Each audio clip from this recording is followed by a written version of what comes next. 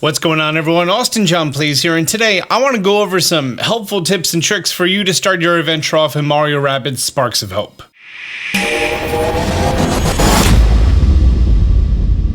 Ubisoft sent over this game for me early to review, and I put out my review on it. By the way, spoilers, it was great. And I know it's not very popular on my channel, but I know the people who enjoy Mario Rabbids really like this content, and I loved this game. It took me 45 hours to complete the game and 51 hours to 100% the game. I did the entire thing on the hardest difficulty. I never changed it, and it was a lot of fun, a little frustrating some parts, and I just want to share some things that I've learned along the way in case you're picking up this game and you want to, let's say, learn from my mistakes. I'm going to be covering quite a bit in this game, but it's fresh in my head. I've just 100%ed the entire game in about a week. There are lots and lots of things that I wish I knew when I started playing this game. So I'm going to put timestamps down below.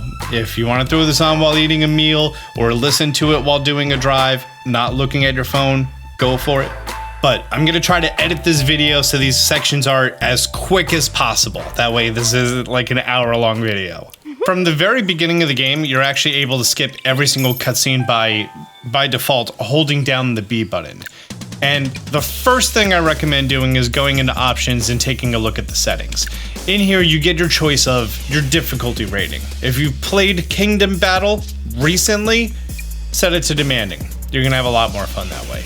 If you're new to this series, put it on average. If you want a more relaxed experience, put it on relaxing. You're not good at video games, or a kid is playing this, or you're under 10 years old, you may want to turn invulnerability on. It makes you invincible, you don't take damage.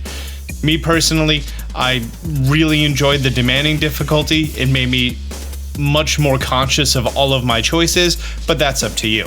I'm going to keep it on average for the purpose of this video. For the controls, there's a weird thing that the run button, or as it's called boost, is set to X. So what I did is I went into my Switch's settings, and you could do this either on a Pro controller, some third-party controllers, and Joy-Cons, and I decided to remap my buttons, and I made it so that pushing in the left stick will act like X for my boost. But you also need the left push in, but you don't never need the right push in, so I mapped my left push in to right push in.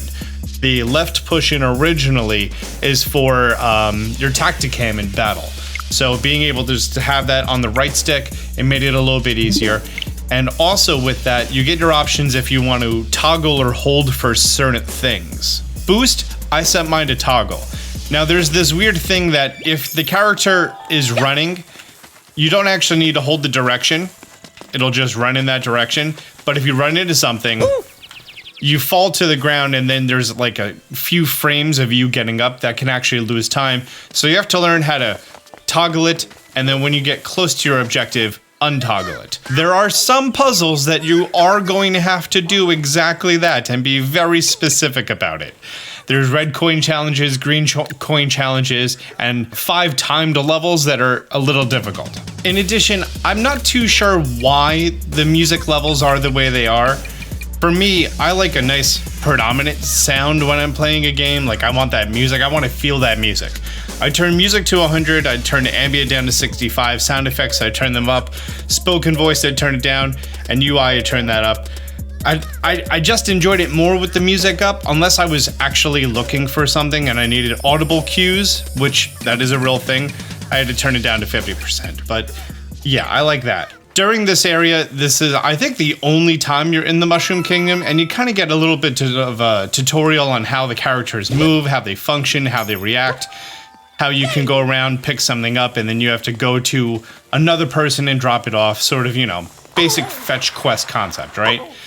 As far as carrying items, you could go up and down slopes and through pipes, but not staircases or ladders, and that's going to be an important thing later. When every character attacks, there's a range of damage that they can do, which you're going to see at the bottom is 55 to 65, and by default, I have a 20% chance for a crit, and the crit is going to land at 84 damage. Now, if you look at the health bar, that right glowing half is the 55 to 65 range. In fact, that's 0 to 65. And that additional less bright glowing half, that's your crit range. There's a 20% chance that you're going to be doing that extra damage. You kind of get a good idea of, am I going to shoot both? Or no, you actually want to do both of them. If you get the X, that's a guaranteed KO. And one of those was a crit, but the crit didn't even matter. Never forget your dash attack. For Mario and most characters, distance to an enemy doesn't make a difference on how much damage you're going to be doing. Whenever characters are behind cover, it's still worth always trying to attack them, because you can destroy the cover, and then especially with Mario, your second hit may hit because of the chance that it hits, or the first hit may actually destroy the cover, and then you're guaranteed a hit. Both of them attack the top half of this, the top half broke. Rabbid Peach is going to come over here. Her attack allows you to bypass cover, and as you can see, if she lands a crit between one of the 3 hits, you're guaranteed the KO. I got 2 of them being crits, we're good to go. Mario is still trying to get one shot on that guy, and we got it, perfect. Now you have your first spark, and you get your ability to do specific moves and stuff. If I get close to these Goombas, you're going to see that all 3 of them are lining up in a dash. However, if my movement doesn't cover all 3, then you can only dash whatever is within your cover. If you approach it from the side, you'll only dash one of them, so you have to come straight on.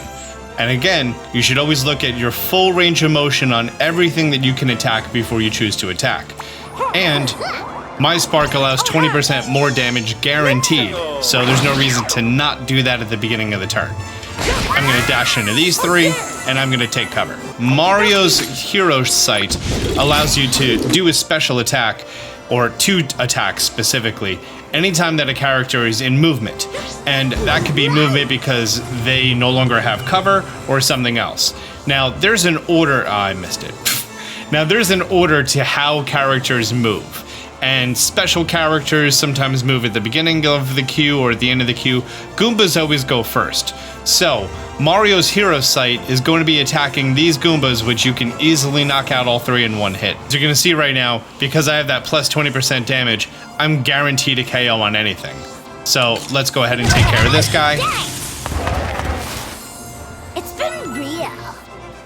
Because Mario used his Hero Sight, he can't use his base attack. So we're just gonna wait to see what happens. I think it's the Goombas. It is the Goombas. That's a wasted power-up right there. I was actually trying to dash into him by using that hero jump. Because you have full range of motion, that means that you don't need to worry about area of effect that much. So if I really wanted to heal, you know, this small amount of damage that I've taken, I could just run close to Mario and then run away. It's not nearly as important as it was in the first game. And whenever your characters can't actually reach the enemies in order to do the dash attack, that's a great time to always do the hero jump. You want to make sure that you can fully encompass the enemy on all sides and then also take cover. That way you can come in here, get the attack off, take your cover. You should always do all of your abilities and all of your movement before doing your attack, generally speaking. Because Mario's at the right side, I'm guaranteed the hit, so we'll do that and that. And Rabbid Peach can go in there and boom for the win. Also, depending on your difficulty, you may or may not recover HP at the end of battle, but there's a very small fee for how much it costs to recover health at the end of battle, so you shouldn't worry about it too much. However, if you get free health off at the end of battle, like I could have right there, I probably should have. The map screen functions a little weird, that you use L and R to go between the different tabs here. Memories you typically get from finding them on the ground. If you didn't play the first game, you should probably catch up on at least the story so far. Progression tells you how many levels you've been to, your current completion of those levels, as well as all those collectibles at the bottom. Except for a specific side quest that requires you to have a certain amount of sparks, I do believe after you make your way to the third world in the opening act, you get a second ability for Beepo. After that point, I think it's possible to 100% every level up until that point, and then 100% the levels while you're in them. I'm trying to remember now if that's accurate. As far as the map goes, you have your quest log here, which shows you your main quests and your side quests that you have accepted. Now, side quests come in a few different types. These ones right here are going to be just for random items, upgrades, in-battle items, memories, things like that. Any ones that have a little spark icon is going to be for an additional spark for the team. I would say a healthy amount of them that do never show up on the map. There are some that you actually have to go and interact with someone, and there are some that even after you interact with something until it's complete, it will never be on the map. Those are the challenging ones. Those are the ones that are going to make you run through the level a few times over and make sure you combed every single piece. Sparks are undoubtedly the most powerful thing you can have in the entire game. They allow you to have different power-ups and different abilities as you go through, so I definitely recommend doing it. In addition, you're going to see some enemies just randomly wandering around. There's some bomb-bombs over here. You're actually going to get a quest to defeat those bomb-bombs, and until you get that quest, it's not really too necessary. See these things? These little spirals with the light sticking out of it? It's not a secret. You just do a spiral on there, and you get some coins. That's it. I thought it was a big secret. I thought it was one of the things preventing me from 100%ing a level. I was wrong. You just spin around on it. Whenever I come to a level, I typically immediately go to anything that's marked on my map with a spark, in which case it was that. That requires the key, which requires me to get a whole bunch of other missions done. So, looks like I'm not doing that. Oh, trees. Every tree, shake the tree. Sometimes there's coins, sometimes there's items, sometimes there's rare items, and sometimes it's part of a mission. There are some common tropes from Mario games, like the red coin challenge. That's the reason I love that push in L remap to be able to sprint. It makes doing things like this much easier.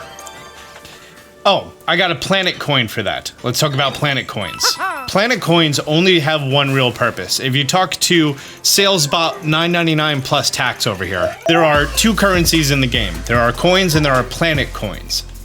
These are the planet coins right here. There are 4 different things you can buy with planet coins. Memories, right here, which you need to have all the memories in the game. The weapon skins, which are required for 100%. This, which is the specific level key, and then also their star potions. Star potions are used to power up the abilities of sparks. They're really not necessary until you get to level 4 sparks, and then the jump from level 4 to level 5. I reserved all of my star potions for that. However, as soon as you start a level, you should come over to salesbot 9.99 plus tax and see how much your specific key costs. This one is 7. So I'm not going to buy anything with my star points until I have 7 of them, and then I could buy that sunrise key. Highly recommend doing the same. And then also, I recommend buying the memories and then buying the weapon skins. Also, by this point in the game, you have access to 6 characters. 6 of the 8 from the first game. Yoshi and Rabbid Yoshi are not in this game. There's a total cast of 9 characters. So between these 6, you get Rosalina, Bowser, and the new character Edge. They have all been officially revealed in trailers and promotional media. So those are the 9 characters you get throughout the entire game before the DLC. I think it's about time we talk about heroes and team composition. 4 characters, I'm going to be talking about the beginning characters, and then I'm going to be talking about the 3 additional characters that you unlock, and then some of the later abilities. If you want all of that to be a surprise, I'm going to be marking that on the screen, so you can skip past that portion. I'm gonna label it spoilers, so there you go. If you want to skip that area, then you're fine. Every character has 5 categories. These ones here, and then a 5th category that you get access to later in the game with something called, I think they're called gold points or gold upgrade points. You get regular upgrade points every time the character levels up. There's a max level cap of 30. You cannot fully fill out this entire tree. Now, if you were to look at this ability right here, you see how there's a line going into it from the base and then a line going out to the top? That means that this is required to get this one, as opposed to branching ones like you do not need any of these 3 to get this 4th one. This right here, Sight Again, is the most broken ability in the entire game. This basically lets Mario have unlimited hero sight as long as he knocks out the opponent that he takes a shot at. And if you do that right, like you see this little demonstration on the right, you can take out a horde of enemies. I have knocked out 12 enemies in a single round with this ability when it wasn't even my turn. That's what's great about it. Mario also has the ability to do a jump shot. If you jump off of one of your teammates while in the air, you can take shots at an enemy. It's a great way if you're at low or high ground to be able to actually make contact with someone that otherwise would leave you exposed. Mario also has the ability to do glide and stomp. I personally did not choose that skill branch to go up. Instead, I mostly focused on weapon damage and hero sight. Oh, and these on the left, the heal sponge, HP chill out, and extra health. I pretty much never did these two, ever. Extra health was great once I was done, and I was like, okay, well, I don't need anything else here. I might as well do extra health. Rabid Peach is going to be used for healing. However, I played in a manner that basically was me never getting damage. So I didn't use Rabid Peach that much, but she is a very effective healer. Luigi was with me the entire game. He has the ability to shoot from 37 meters away, which is longer than any other enemy in the game. You can have full range of enemies without them having range of you. In addition, his Steely Stare, which is the same thing as Hero Sight, you get less shots off, but this ability here, Ghost Bullet, it doesn't matter where an enemy is on the map. If it's in range, even behind cover, you are going to be taking that shot. And that's incredibly powerful. Rabid Luigi is not nearly as useful as he was in the first game. If you played the first game, you had Rabid Luigi with Vamp Dash the entire game. It's no longer that way. He now has a Frisbee, and his Frisbee, it's useful in some situations. There are some levels that have like big barrels on the ground, and if you hit the barrel, it has an area of effect. And for those battles, yes, his disc is cool. The Disruptor, that's the name of it. I did not use Rabid Luigi, unfortunately. Sorry to the YouTuber Rabid Luigi. Peach is great at protecting allies when you're going to be destroying a lot of cover, especially when you play with Bowser, as I did. So Team Barrier allows you to completely negate damage and effects. The problem with it is how long it takes to cool down. And Rabid Mario. Rabid Mario has the most damage of any character in the entire game. It's incredibly powerful, to the point that if you get a super effective hit, you can do 10 to 12,000 damage at max level, which is insane numbers. The biggest problem is that it's only close range damage, but this ability right here, after your attack, you can move. He's the only character that gets that possible upgrade, which is very powerful. And right now we're going to be entering the spoiler area, where specifically what I'm talking about is the character Edge, who you unlock in the first level, Rosalina, who you unlock in the second level, and Bowser, who you unlock in the third level, and then the fifth category of power-ups that you unlock in the second level. If you consider any of that a spoiler, you may want to skip this section and move on to the next timestamp down below. I logged into my main game here now to show the characters that I haven't unlocked at the beginning of the game, just so you know the characters ahead of time. Edge is phenomenal. She has the ability to do 4 dashes in a single turn, and every time that you dash, you increase your area of attack. So if you have a whole bunch of ground-based enemies that are not behind cover, or even if they are behind cover, you can take them all out in a single turn. In addition, every time that you do one of these dashes, it does trigger Hero Sight and Steely Sight. So you can get the entire field clear very, very quickly. For Bowser, I really enjoyed playing as Bowser, and I basically made him my damage sponge. I gave him all the upgrades for his main weapon, because it's very powerful. And then also, he has these Mecha Koopas that go out and they do explosion damage. One of the things about them is you can actually summon them, and then as long as they don't run too far away, you can pick them up and then throw them into different places. If there's one stuck on the map somewhere at a different level where there's no enemies, you have to go and throw it off of the map to summon more. I didn't know that when I was first playing through the game. And that is a great thing for Edge. So Edge, with her huge range after doing all those melee attacks, can probably go around, gather all the Mech Koopas, and put them into strategic positions, either to block entranceways to your cover, or to make sure that they don't all blow up at the same time and you can inflict burn on multiple enemies. The 9th character is Rabbid Rosalina, and she's also very, very powerful. But it's only to one enemy. You do 15 shots. Each one does 5% more damage. I think there's a cap to that. Basically what happens is, once you hit crit range, you're just guaranteed crit. So you don't typically need a power-up in order for her to do max damage all the time. In addition, critical hit chance, I probably didn't even need that, because without that being activated, you're going to be hitting max damage very regularly. And then her effect, the Inui, I'm guessing that's a Japanese term for sleep or something. I don't know. I'm literally guessing here. Hi, it's Editing Austin. I learned some English, and you should too. This is actually called ennui, not uni. It means a sense of boredom. And it's English. Just, I guess it's traditional English, not American simplified English. Thanks, Britain. Basically disables all enemies in a certain area and can be very useful to just delay, let all your stuff recharge, and then take them out from there. I chose to do it that way instead of this, which is when they are frozen, they take more damage. Now you'll probably notice that I have my 5th slot unlocked, which is the Spark spot. At the beginning of the game, after you get to the 2nd level and you get enough sparks, you could return back to the 1st level and find the copper pipe. The copper pipe is going to let you fight a specific enemy who's going to be dropping this.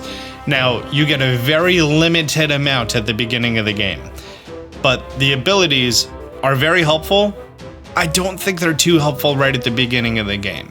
Once you hit like the 4th level, when the difficulty really ramps up, you're going to start utilizing these. There are 4 abilities. One of them gives you a random item. I don't really use my items a lot, you know, RPG mentality. One of them is Guard, saves you from a death blow, not too useful. But Spark Refresher, 35% chance that a spark will avoid cooldown. And the big one, Spark Energy. Each spark has a 25% chance of granting a new action point. That, mixed with Mario and Luigi's abilities, the Steely Stare and the Hero Sight, and then also additional shots, very, very powerful. Oh, when I said Bowser's just my damage sponge, the sparks I gave him were Reflector and Regenesis. With these, he's pretty much invincible. Whenever starting every battle, you can use the Tacticam, which again, I've remapped. So I'm looking around and I'm seeing that there's no enemies who actually require me defeating them, taking some shots off. Instead, it's only things that only require dashing. So hover over one, and then if you use up and down on the D-pad, you can see their range of motion. So you can see that if I don't move right now and I remain behind this cover, both Rabbid, Peach, and Mario can be actually ran into by this Bomb-Bomb. And Bomb-Bombs function just like you think they would. They just run over to you and they just boom on you. So at the beginning of every round, you get your choice if you want to heal the team and take a look at the characters. By the way, if you go to restart the battle, and the last thing you did was heal the team, you're gonna have to heal the team again. So after you heal the team, you then look at the character screen and that saves, and then you come back and you don't have to re-heal. Just saving you a little bit of time. And that's the Tacticam. And that's how the Tacticam is your best friend.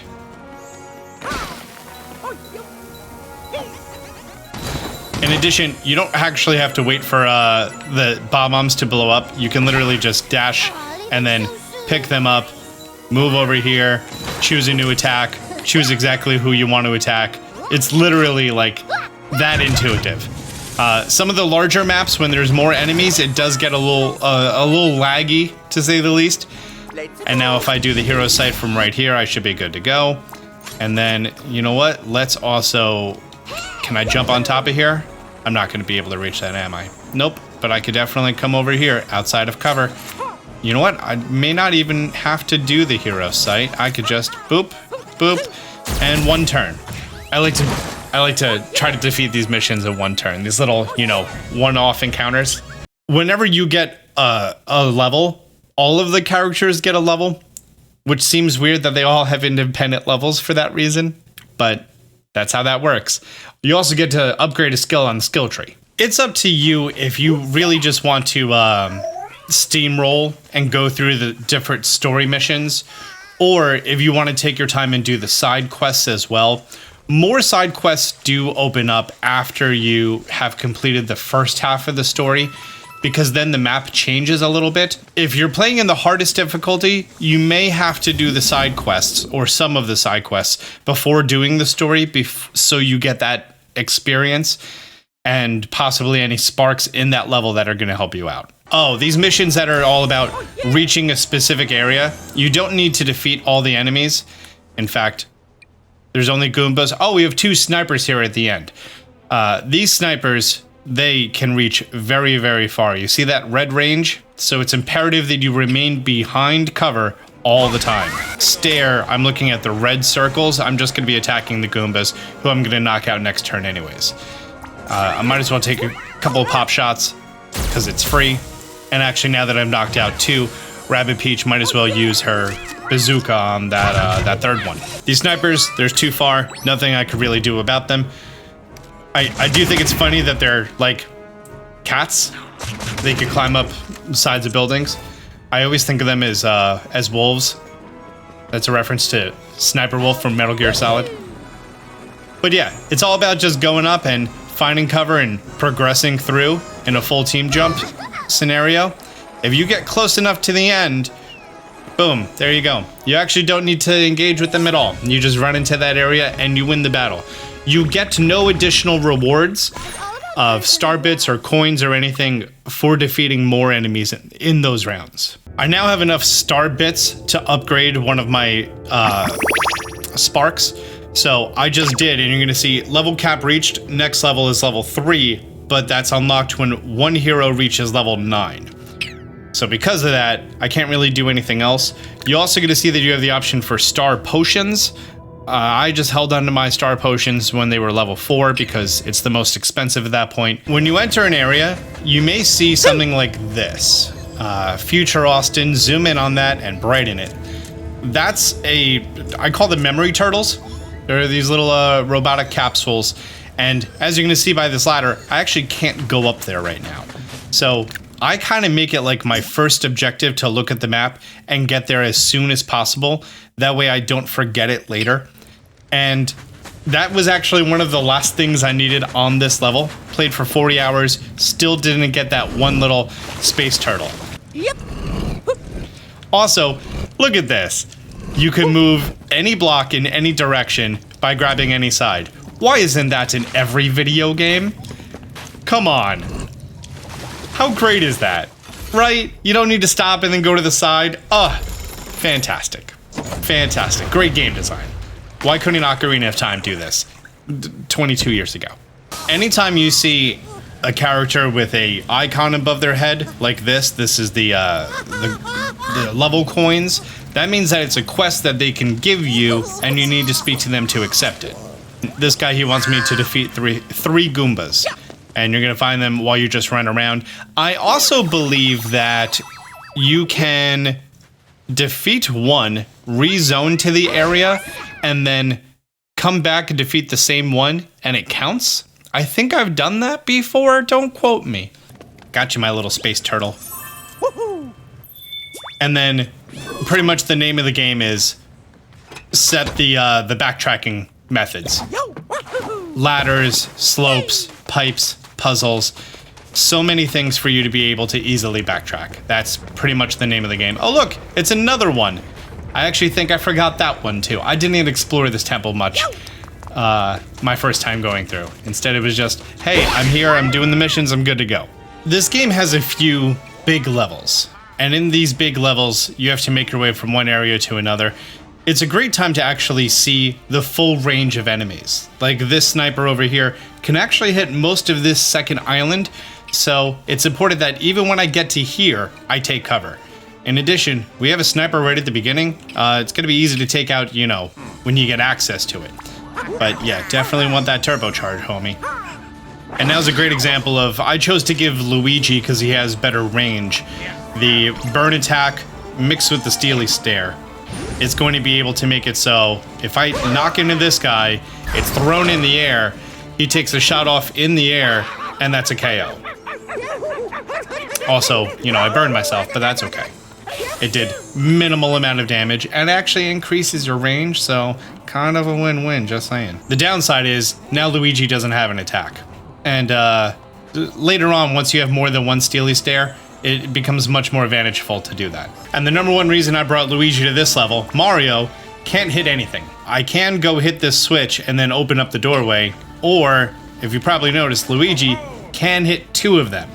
So, you know, might as well go get those shots off for free, right? I'm just gonna wait for the next turn. Sometimes, if you take too long, the game will start spawning in more enemies, and sometimes it doesn't, just like that. I think there's criteria that are built into every level of how many enemies are on the board, how many turns have passed, where your characters are, what actions have been done beforehand, things like that. So, sometimes it's a good thing, sometimes it's not. Actually, there's 3 of them and 2 of me, so I'm gonna go slow on my approach. I'm just gonna do a hero sight. Now, if they're behind full cover and they can shoot your cover, there's no reason for them to move, so they don't move. But if they can hit you and they're not behind full cover, they may choose to move their cover to a different position. So, might as well take some shots off, because you might break a rock, you might get that hit off. You gonna hit? Nice. So now I didn't expect him to move, but he did. Oh, they're all gonna move. Make my life easy. I like that. But sometimes a slow and methodical approach is better than just rushing in all willy-nilly like. Alright, so before I even press that button to deal with these little guys, I am going to try to take that sniper out using burn attack. You're gonna notice that as Luigi's walking forward, I'm gonna be getting a health meter showing above the enemy. That tells me that these are in range, not in range. In range. So instead of constantly going back and forth between the 2 different views, it's easier to see it this way. Because I didn't upgrade my ability at all, I actually am completely vulnerable, and I don't have any advantage.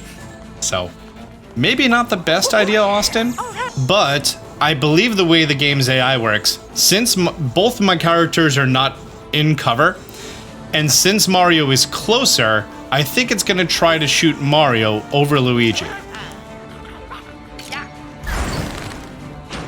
We got the hit. Perfect. Perfect. Don't even have to talk about it. We got the hit off. Oh, and on top of that, that burn actually made that one a little bit closer. So now we can take him out. My first time doing this level, I did not do nearly this good. Just saying. It's only because I've done some real crazy levels that I'm like, oh yeah, this level, I got it. Let's be a little reckless. So I popped those 2 off, so now he's only half exposed. That's gonna miss. Oh, it hit. Nice. We have 2 more snipers to deal with back here, but I'm pretty sure they have a bigger concern of just remaining under cover. I mean, we can't just, you know, start destroying their cover. Which is also my cover. But no need to worry, because I just won the level. Team jump over here as far as he can go. And that's the game. That easy. I'm gonna be wrapping this up because there's 49 minutes of recording before editing this down, and there's just a few things I want to leave you with. One, the very few times that you have a new character join your team, you definitely want to go into battle beforehand, check them out, and then go into their skill tree and upgrade their skills, because it's pretty much a must. Also, their sparks. And quick note about large enemies. You see how they're resistant to all 6 things? As you're gonna see right now, this is gonna do 210 to 240, right? And now if I use the fire ability, which says that it does an additional 81 to 93 damage, you're gonna see that the number literally dropped in half. So because he's resistant to this type, it's going to not be as effective. You're actually gonna see my numbers glowing red right now to show you that he resists it, which doesn't make a lot of sense. Because, say for example, you're immune to fire, and I shoot you with an arrow, it's gonna hurt. Now if I'm gonna light that arrow on fire and then shoot you with the arrow, it's still an arrow. Just the fire's not gonna hurt you. But no, like, it's important that when dealing with large enemies to not use any elemental damage on them. You can use regular damage, but they're gonna be immune to pretty much every effect, except for Vamp. Vamp is the only thing that they are not immune to, which you get Vamp much later in the game. If you're thinking of how Rabbid Luigi had at the beginning of the game, it's going to be a long time till you get Vamp Dash. That's for sure. And then even longer to Vamp Attack. I hope these starter tips and things that I've learned were helpful to you. This is probably the last video I'm going to be making for Mario Rabbids Sparks of Hope. It was a fantastic game and I really enjoyed it. I can't wait for the DLC. I don't know, I might stream this on release day tomorrow. Today's Australian release day when I'm releasing this video. So we'll see. Great, thank you so much for checking out this video. Until next time, Austin John out.